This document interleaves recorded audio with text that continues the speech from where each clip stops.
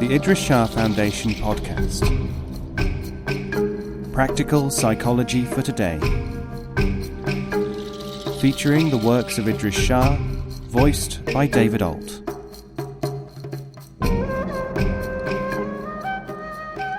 Welcome to the Idries Shah Foundation podcast. In this edition of the podcast, we will hear selections from the Pleasantries of the Incredible Mulla Nasrudin by Idries Shah. This audio has been made available by the Idries Shah Foundation. Remembering. There is a game called I Remember, which has been the cause of greater suffering than almost anything else. It illustrates how difficult it is to remember even a simple thing for any length of time. Two people make a pact to practice I Remember. Thenceforward, every time one of them hands anything to the other, the recipient must say, I remember, when he accepts the object. The first person to forget to say this phrase under these circumstances loses the game and pays a forfeit. Nasrudin had an I remember duel with his wife. The honours were even, and they almost lost their reason passing objects back and forth until neither could stand the pace much longer. The mullah devised a plan. He went on a pilgrimage to Mecca. When he came back several months later, armed with a gift to hand his wife, finally to win the game in the excitement of the reunion, she met him at the gate. In her arms was a bundle. I am not going to take it, said the mullah to himself. But as soon as he was within a few paces of her, she said, Here is your new son. The mullah, overcome with joy, took the child into his arms and forgot to say, I remember.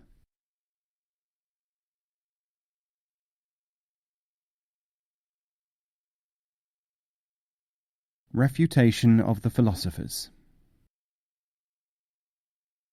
A number of philosophers had banded themselves together and were travelling from one country to another, engaging local sages in learned disputation. When they arrived in Nasrudin's town, the local governor sent for the mullah to confront them, for all the intellectuals whom he had produced were regularly routed by these strangers. Mulla Nasrudin presented himself. You had better first speak to those who have faced the philosophers, the governor told him, so that you can get some idea of their methods. Not at all, said the mullah. The less I know about their methods of thought, the better, for I do not think like them, nor will I become imprisoned by their artificialities. The contest was staged in a large hall, before an enormous gathering from far and near. The first philosopher stepped forward to start the disputation. What, he asked the mullah, is the centre of the earth? The mullah pointed with his pen. The exact centre of the earth is the centre of the spot upon which my donkey yonder has his foot. How can you prove it? On the contrary, you disprove it. Get a measuring tape. The second philosopher asked, How many stars are there in the sky? Nasrudin immediately replied, Exactly the same number as there are hairs in the coat of my donkey. Anyone who disbelieves this is at liberty to count both. The third philosopher said, How many avenues of human perception are there? Not at all difficult, said Nasrudin. There are exactly as many as there are hairs in your beard, and I will demonstrate them if you like, one by one, as I pluck those hairs for you. They are also, he continued, equal to the number of hairs in the tail of my donkey. The philosophers consulted together, realized that their theoretical speculations were incapable of logical or quantitative proof. With one accord, they enrolled themselves as disciples of Nasrudin.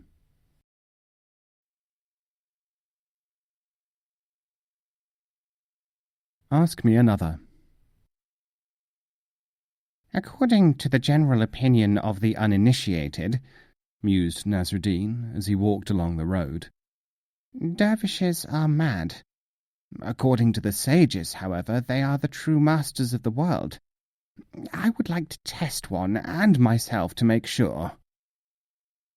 Then he saw a tall figure, robed like an Akaldan dervish, reputed to be exceptionally enlightened men, coming towards him.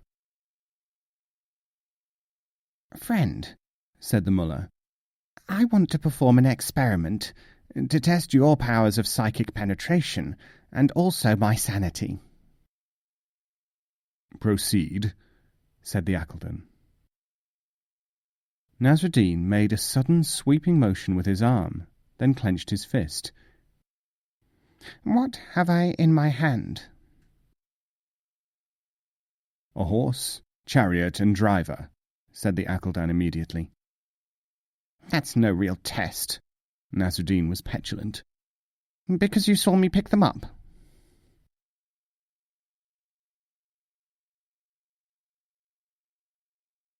The reward. Nasrudin had some good news for the king, and after a great deal of difficulty managed to gain an audience, although by tradition every subject theoretically had the right of immediate access to the court. The king was pleased with what he had been told.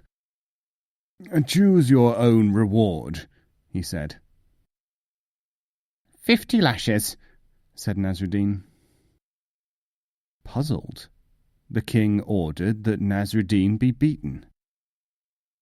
When 25 strokes had been administered, Nasrudin called, "Stop!" "Now," he said, "bring in my partner and give him the other half of the reward. The Chamberlain, your Majesty, would not allow me to see you unless I would swear to give him exactly half of anything that I got as a result of my good news." The high cost of learning.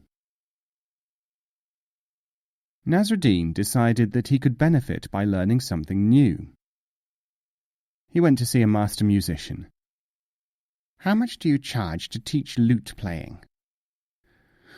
3 silver pieces for the first month. After that, 1 silver piece a month." "Excellent," said Nasrudin. "I shall begin with the second month."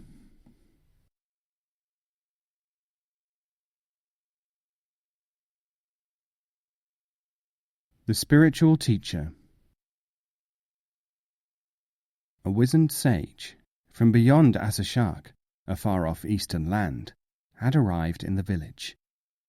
His philosophical expositions were so abstruse and yet so tantalizing that the usual company in the tea-house soon became convinced that he could perhaps unveil for them the mysteries of life. Nasrudin listened to him for a while. "You know," he said, "I have had experiences something like yours on your travels. I, too, have been a wandering teacher." "Tell me something about it, if you must," said the elder, somewhat ruffled at the interruption. "Oh, yes, I must," said the mullah. He continued. "For instance, there was the trip which I took through Kurdistan. I was welcomed everywhere I went. I stayed at one monastery after another, where the dervishes listened eagerly to me. I was given free lodging at caravanserais, free food at tea-houses. Everywhere the people were impressed by me." The ancient monk was becoming impatient at all this personal publicity. "Did nobody ever oppose anything you said at any time?" he asked querulously. "Oh, yes," said Nasrudin.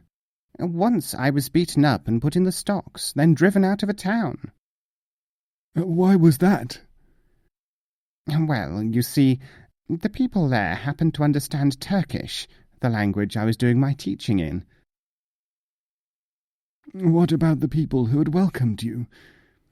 "Oh, they were Kurds. They have a language of their own. I was safe so long as I was with them."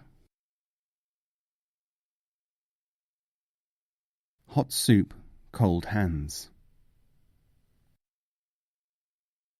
A man who had heard that Nasrudin was very wise decided to make a journey to see him. I can learn something from such a sage as this, he thought, and there must be method in his madness, if one can only find the constant factor which must run through it. I have, after all, studied long and visited many metaphysical schools. This will enable me to judge and to learn where others have failed. Accordingly, he undertook the long and tiresome journey to Nasrudin's tiny house, perched on a mountain ledge.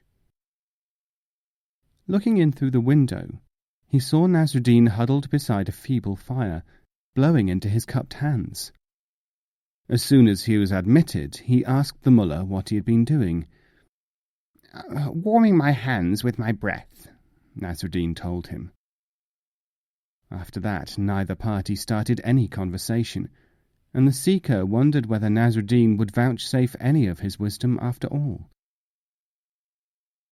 Presently Nasrudin's wife brought 2 bowls of broth. Nasrudin immediately started blowing upon the surface of the broth. Ah, I may now learn something, said the seeker to himself.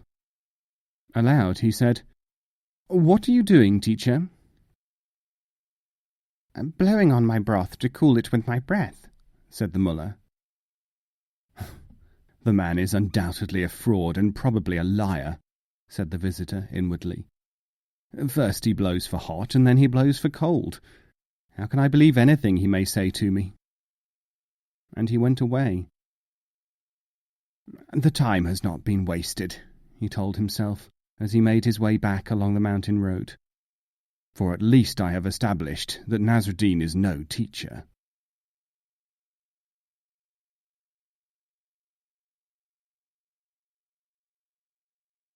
A word for it. Hearing that a man wanted to learn the Kurdish language, Nasrudin offered to teach him. Nasrudin's own knowledge of Kurdish was limited to a few words. We shall start with the word for hot soup, said the mullah. In Kurdish, this is ash. I don't quite understand, mullah. How would you say cold soup? You never say cold soup. The Kurds like their soup hot.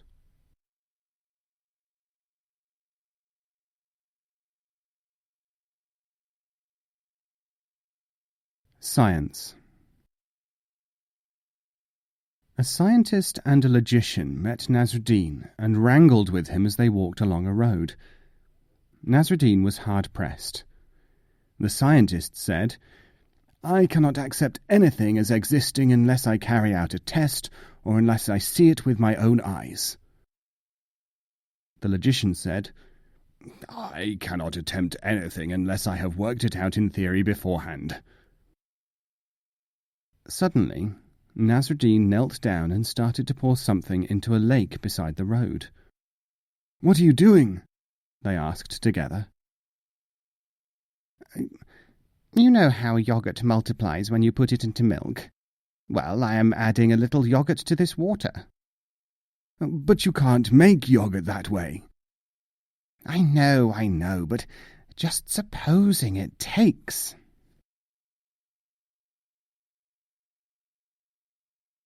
A question is an answer. Why do you always answer a question with another question, mullah? Do I? Aren't we all? Nasrudin was trotting his donkey in all directions one day. Someone asked him, Where are you going, Nasrudin? He said, I am looking for my donkey. The value of truth.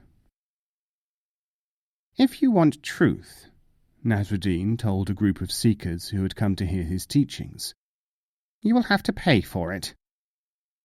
But why should you have to pay for something like truth? Asked one of the company. Have you not noticed, said Nasrudin, that it is the scarcity of a thing which determines its value?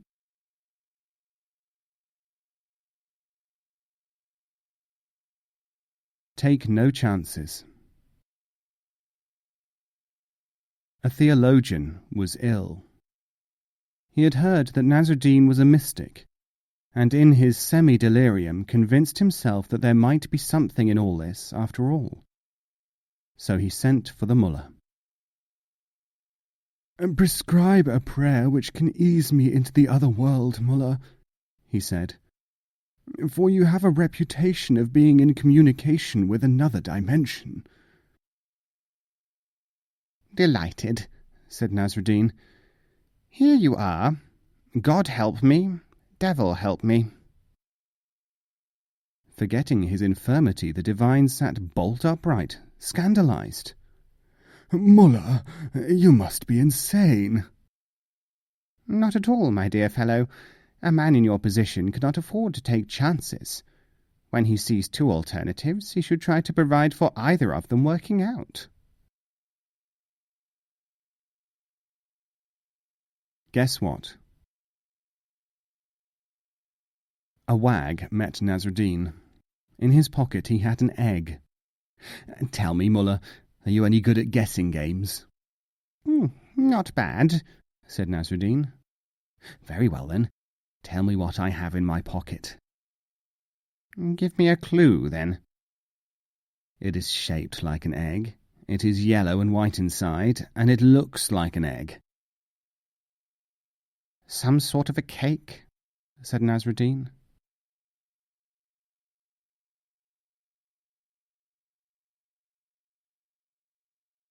The Merchant. A rich merchant spent some days in the village of Nasrudin. Although he was miserly, people were respectful towards him. Nasrudin asked someone, "Why do you salute him every time he passes? You never get a tip from him." "You don't understand. He's a merchant. That is something, isn't it? Besides, we feel he might give us something one day." A week after the visitor had left, Nasrudin went to market. He bought a dozen watermelons at one stall, then sold them at the next. He made a loss on the transaction. Then he did the same again with something else. When he had been round most of the stallholders, he went to the tea-house and airily ordered an expensive pink tea with whipped cream and flavoured with cardamoms.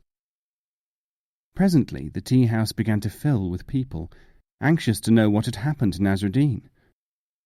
Someone asked him, "Mullah, why do you buy things and sell them again regardless of price?" "How dare you ask me questions?" roared the mullah. "I am a merchant.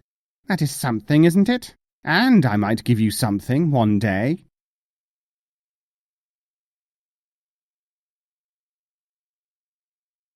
Don't run away with the idea.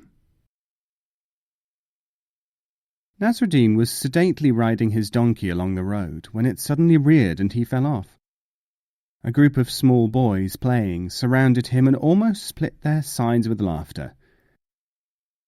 When they had wiped the tears from their eyes, Nasrudin sat up and adjusted his turban with unruffled dignity. "And what do you think you are laughing at?"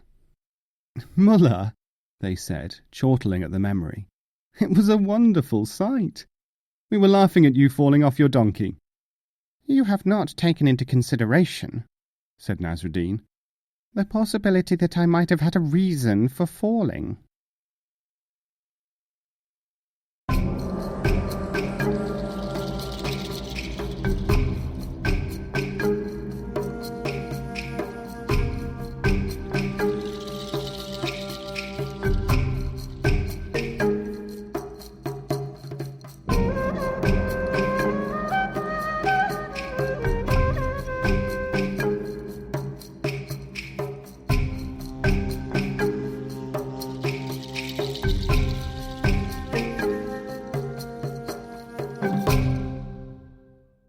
This podcast is copyright 2016, the Idries Shah Foundation.